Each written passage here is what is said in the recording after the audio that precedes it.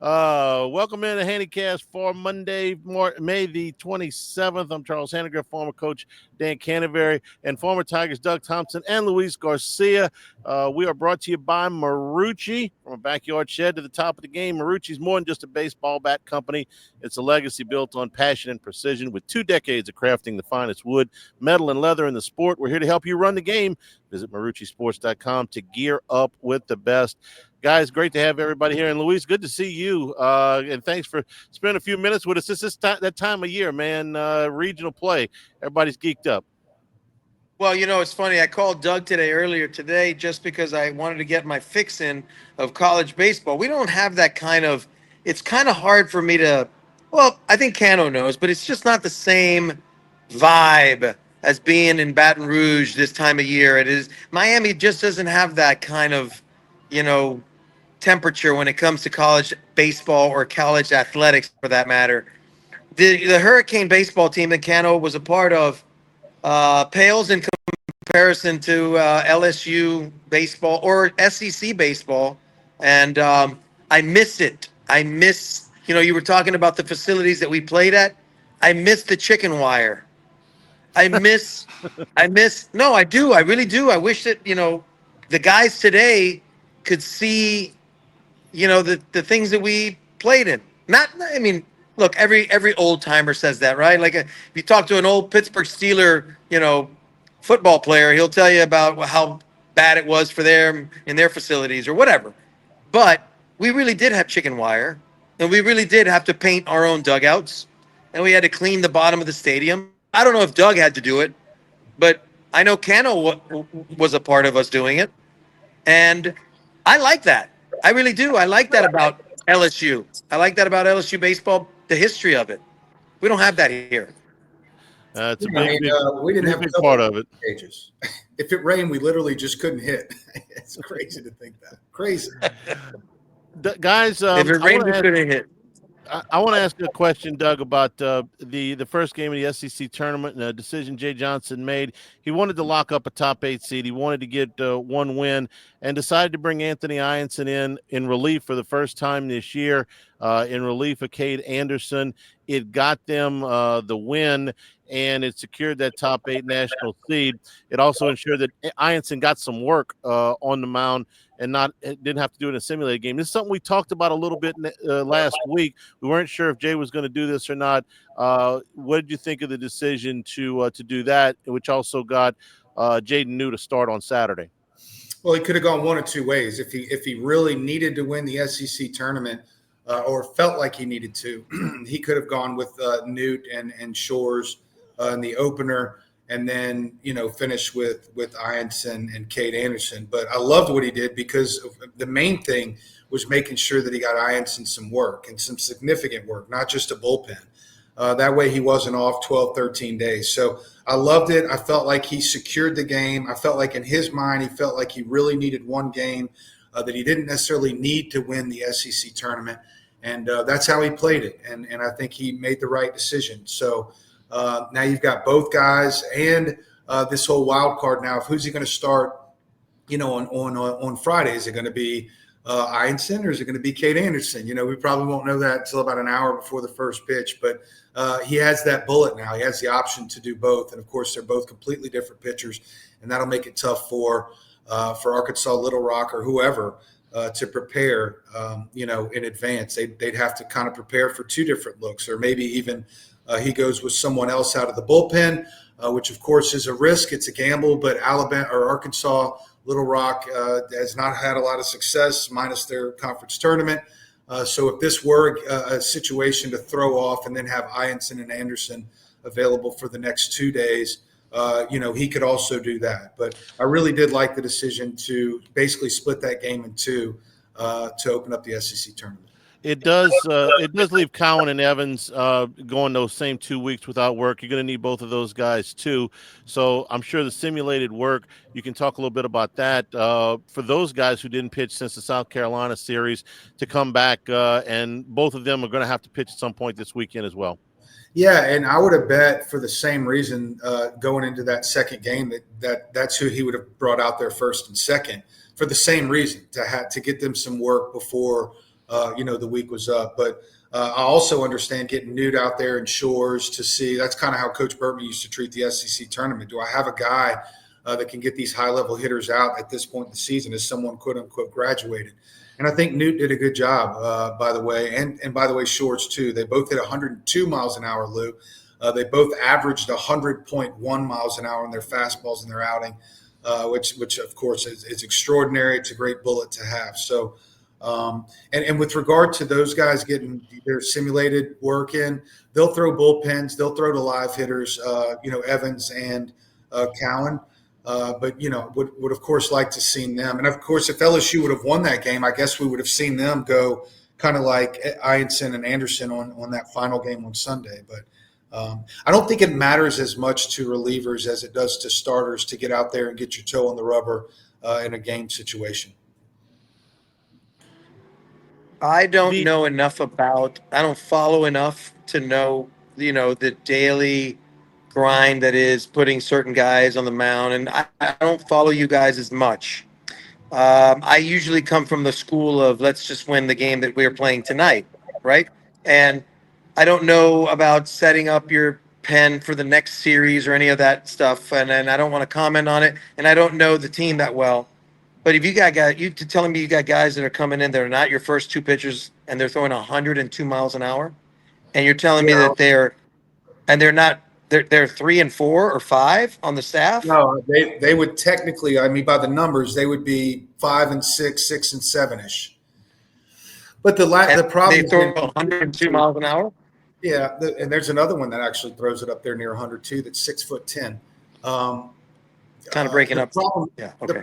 The problem has been consistency in the strike zone, and they've all been about 50-50, and strikeouts versus walks. So as of late, those two guys, Newt and Chase Shores, who was the Sunday starter to open up the season, have been more consistent out of the bullpen at 100 miles an hour. So yes, Lou, that is the case. But Coach Johnson this week in the SEC tournament went with his 1 and 2 starters. And split the game in 2 to win that first one. And of course, now he's got them both available on this opener. Doug, I got to give you credit because you've been saying this since the beginning of March in regards to Chase Shores primarily and Jaden Newt a little bit secondary, that both of these guys are a year removed from or 2 years removed from the Tommy John surgery, but they didn't have live innings. And you said, look, man, until I know it's been 2 years, but until Shores gets 50 innings, until Newt gets up there around 50 innings, they're going to struggle with their command. Well, Shores is here with 54 innings, and Newt's only got 30 innings, but he's got 41 strikeouts in those 30 innings. We're starting to see what you were talking about 2 months ago. Get them up around 40, 50 innings, and you're going to see the command come back. And that splitter for Newt on Saturday was just filthy.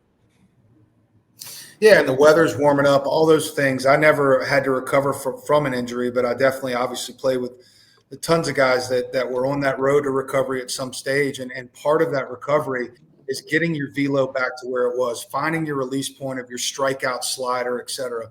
So when you talk about Shores, we had these big expectations for him to be the Sunday starter in year 3 of his college career, but year 2 doesn't really count. He was recovering from TJ.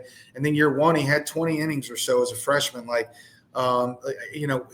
I don't know if there is, we always talk about the ability for freshmen to come into the program and be able to compete. It's not always about the physical attributes. Most of the time, I've talked about this before, it's about being able to breathe in the moment. Like when you get on the rubber and you throw your warm-up pitches in the first inning and you look around and realize there's 10,000 people, can you still throw the ball the same way as you can in the bullpen? So Shores had to go through all of that while recovering from TJ. And he's a big velo guy, so that even adds a little bit more time physically and mentally. So I've said it a couple weeks ago. He's got first round stuff. Anybody that's up there 98 to 100 with some sink and run, it's ridiculous. He's 6'8". It was just a matter of time, I think. And I think there's a couple other guys. I still like Cooper Williams, Cano. You've been mentioning his name the last couple of weeks, and I still have a lot of faith in Cooper Williams when he comes in to get the job done. He's the lefty coming out of the pen in situations when they need him, and I think his role will grow as Jay pitches situational baseball. Um, I'm with you, Charlie. I think Doug had a good call on that, and the best comp to that is, that I can relate to is there's two guys. Mike Sorotka came off surgery, took him a year, and then in '93 he was dynamite. He played with Louis back in '91, hurt his arm in '92, had the surgery, and it took him a while, but once he got back, he was throwing harder and he was great. And the other guy, 2000, Trey Hodges, ended up being a College World Series MVP, had surgery the previous summer and just never got it back until the end of the year at the SEC tournament. Lou, you went through an injury. I did. I didn't throw 102 miles an hour, but I know what the feeling was coming back from that, and it took me a minute. It took me a minute to feel, good enough to let it loose and let go, and feel confident enough to find my release points and my fastballs and sliders. And game situations are also, different than throwing in the bullpen. And you're right. You got to be able to breathe in the moment. But let's talk about the elephant in the room. The two hits that they got. Ooh. And they didn't well, here's the deal, guys. We all know the rules, right? Dominant pitching, overall team defense, and timely hitting. And then you could do two out of the three things well and still lose a game like they did and to Ole Miss, right? Like, you gotta have all the right season, and so this and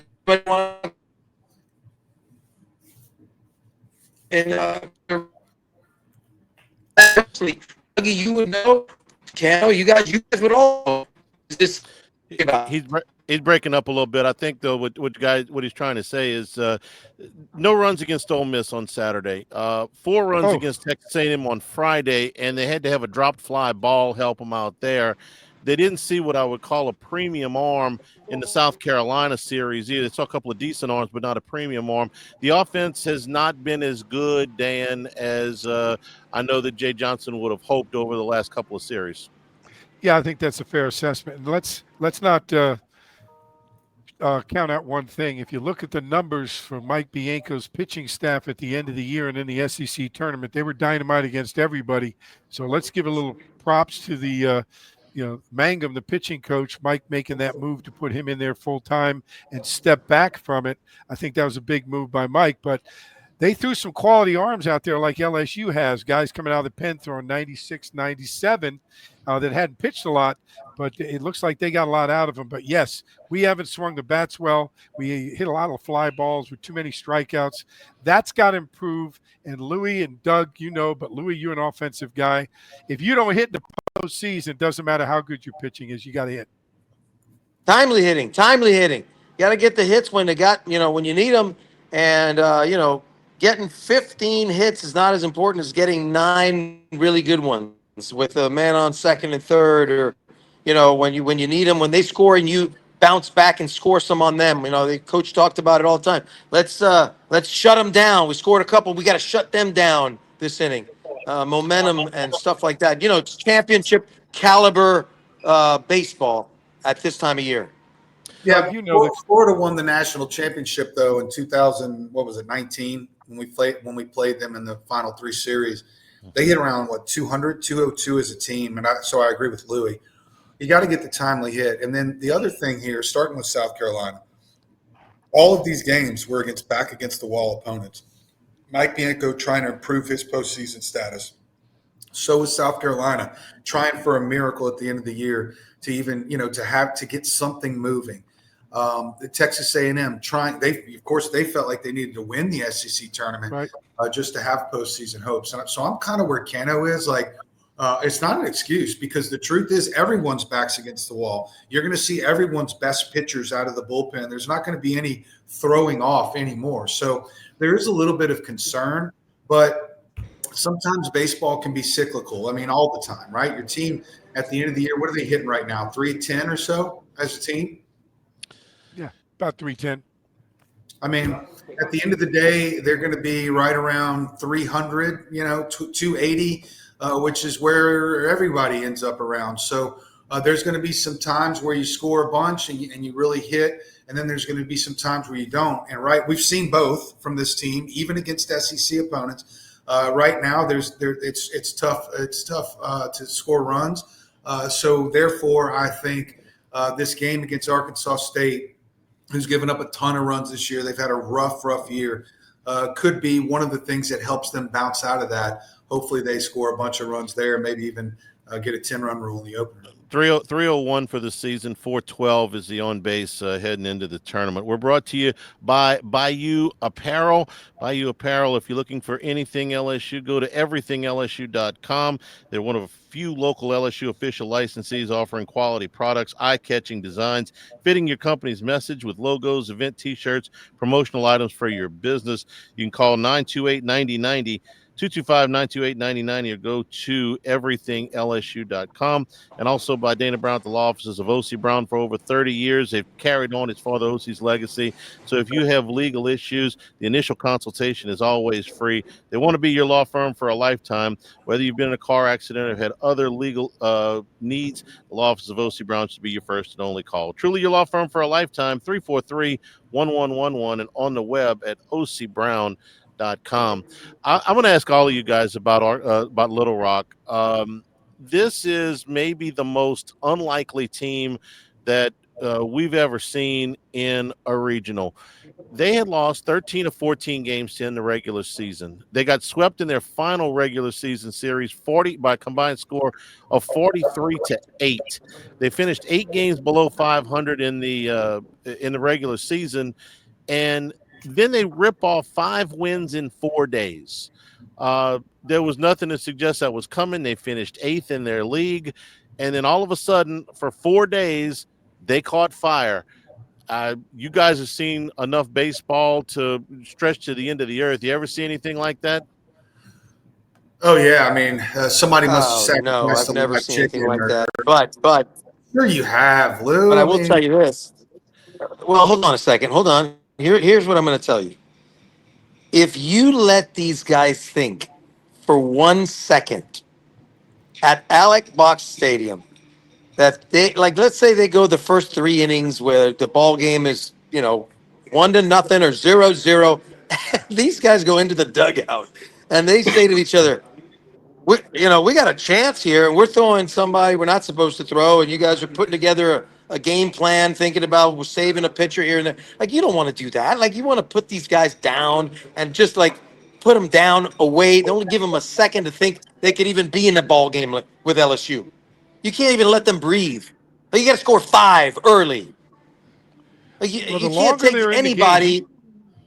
Yeah. Louis, It's like dangerous. you said, the longer you let them think they can play with you, the more dangerous it becomes. Plus, the other thing is, they know they're not supposed to be here. They're playing with house money. They have no pressure, and the magic and pressure of the box isn't there for them like it is with the other people. I think there's pressure at the box, and you're talking about guys and thinking on the mound and the heat of the moment and all that.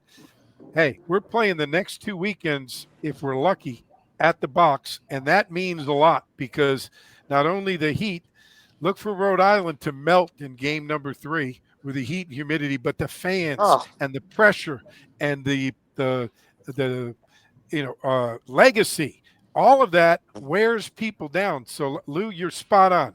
Get out in front and let that take effect. And they just say, we're just going to try to get through this and enjoy the experience. We can't beat these guys. And that's what you have to do. But They got to get slapped in the face early, quickly, and they got to get put down fast. You let them think, before you know it, you got Buster Douglas on your hands. And you don't want that.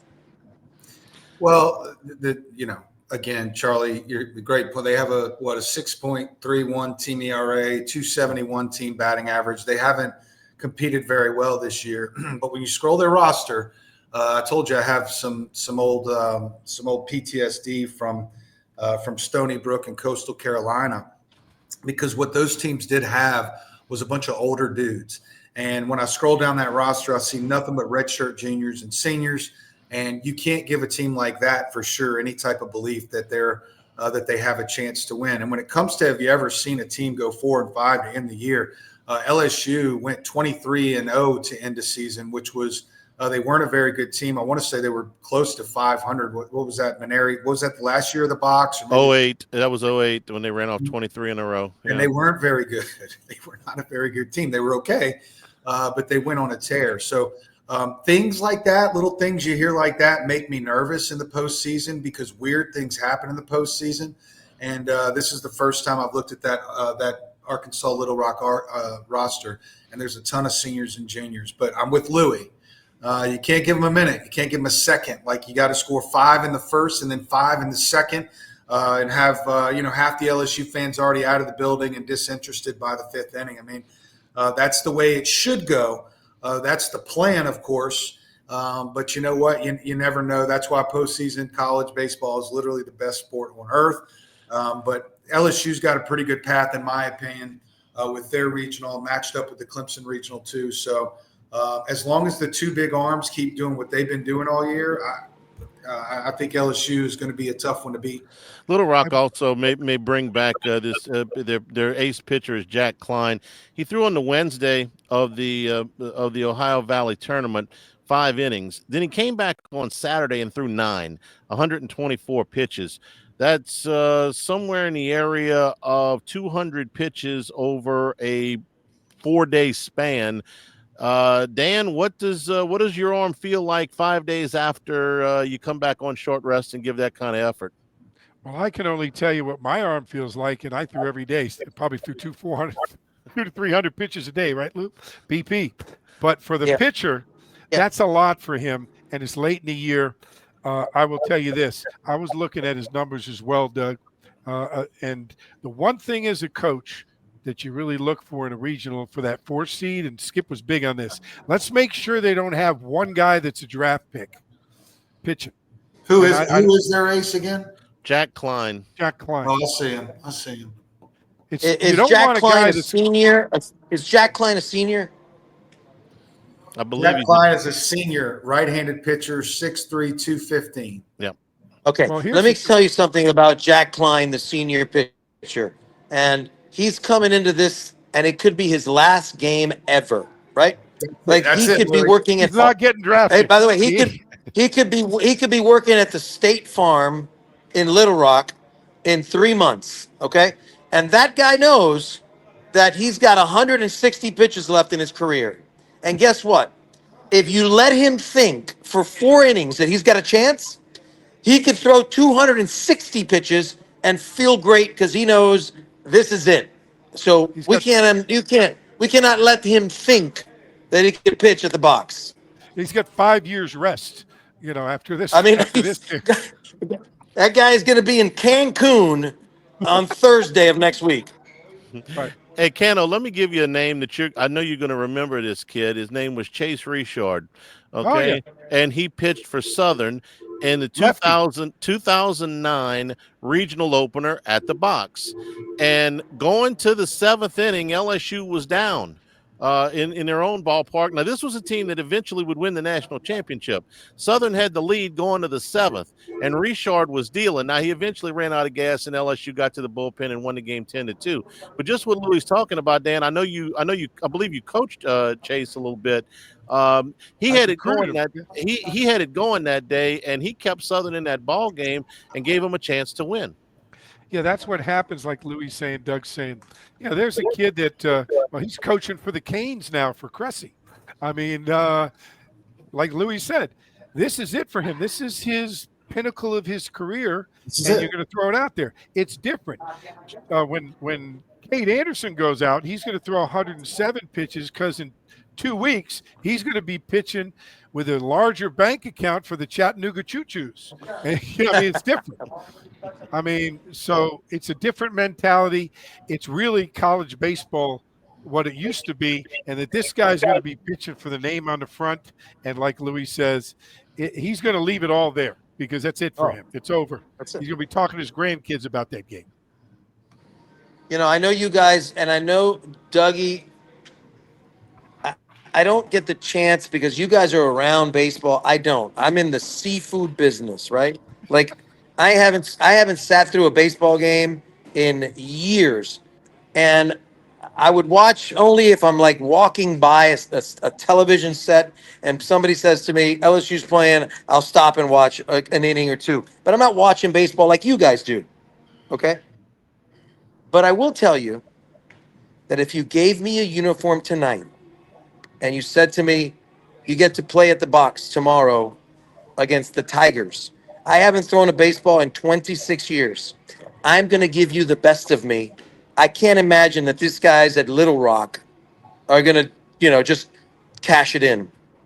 And the idea that you're going to put on your uniform and they're going to run away and scurry out into the fields, it's not going to happen unless you make it happen. And that's the speech that I would give the boys in the dugout. Be like, guys, listen to me. None of these guys are going to play baseball.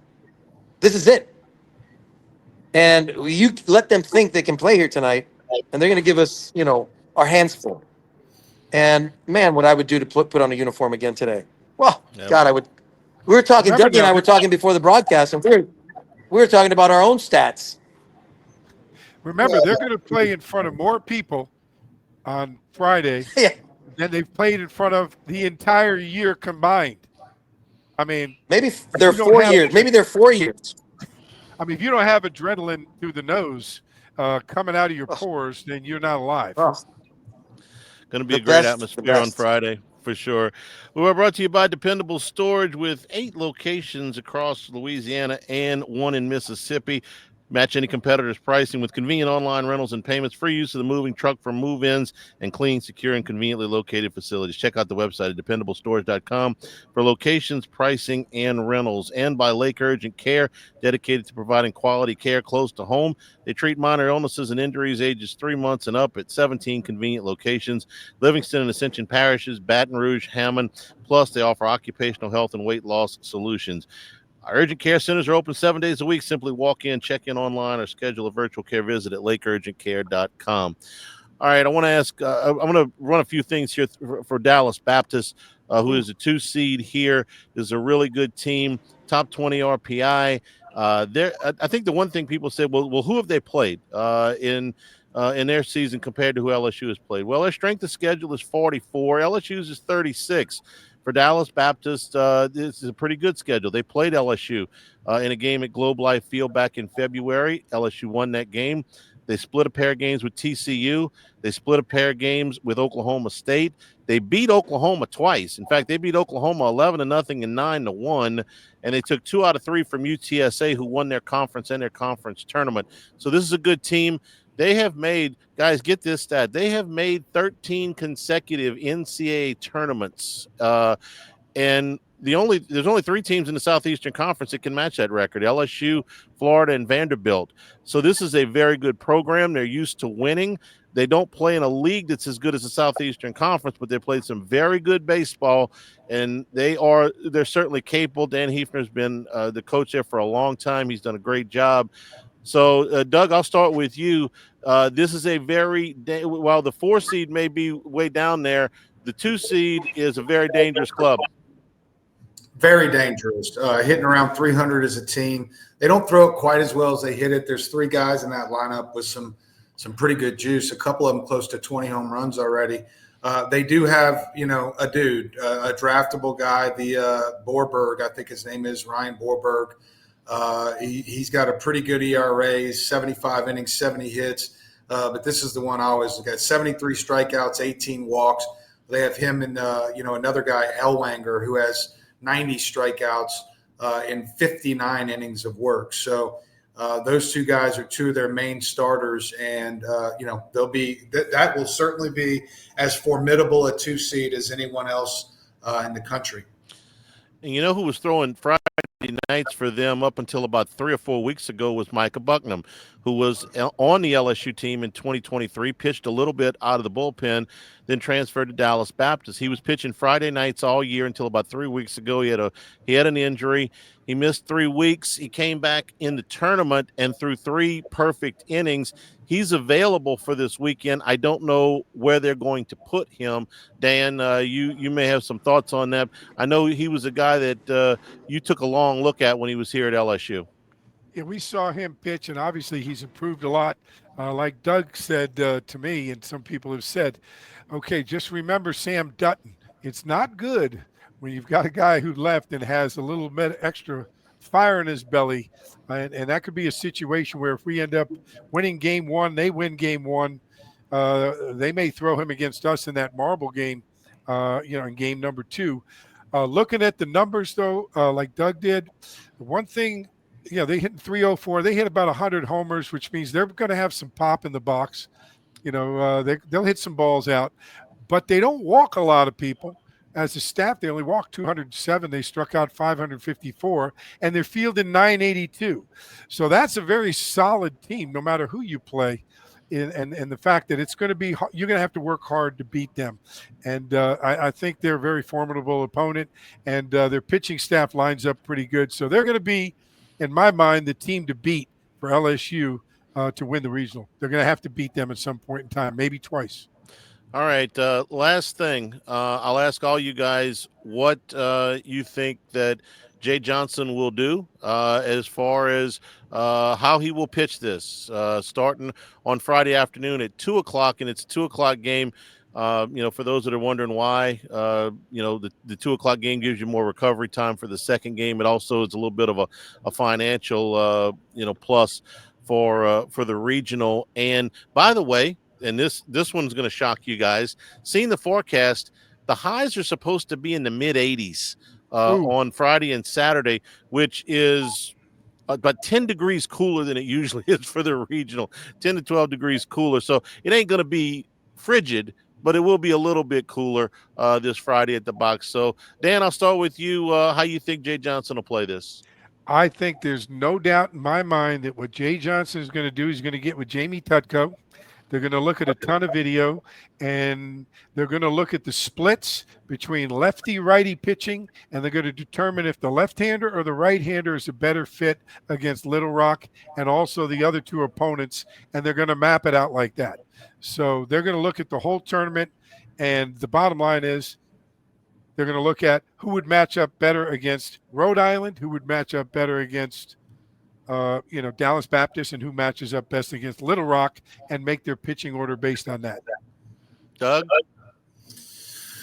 Definitely going to be some matchup conversations, but ultimately I think the question is, do they gamble and not throw Ianson or Cade Anderson out there and just try to win that game with the new Chase Shores type look that we just saw? Is that why he ran those two guys out there to see how that would look if he started them in the opener of the regional? They're the only ones that know that. But if there ever was a team that you could feel comfortable risking not throwing your ace, maybe this is the one.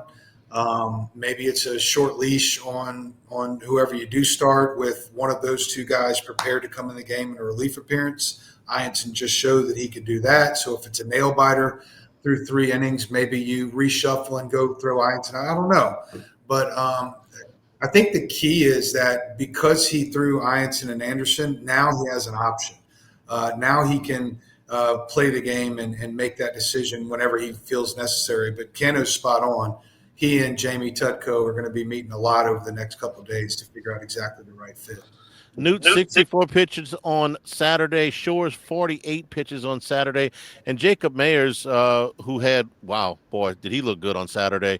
2 1/3 scoreless innings, perfect innings, and he struck out 4. He threw 31 pitches. So all of those guys would be on 5 days rest. Everybody else more than 5 days rest. So there's some options for Jay. Charlie, let me throw this in there. Don't throw this option out. Okay, there's a guy named Zach Cowan that didn't pitch all weekend that's pitched in regional competition. Don't be surprised if maybe he gets the start in the first game. Jay left all his options wide open, and I like that. But eventually, you're going to have to pitch 3, 4, 5, 6 to win to get to the super regional. He was a starter at Wofford last year, so it's it's not an unusual role for him.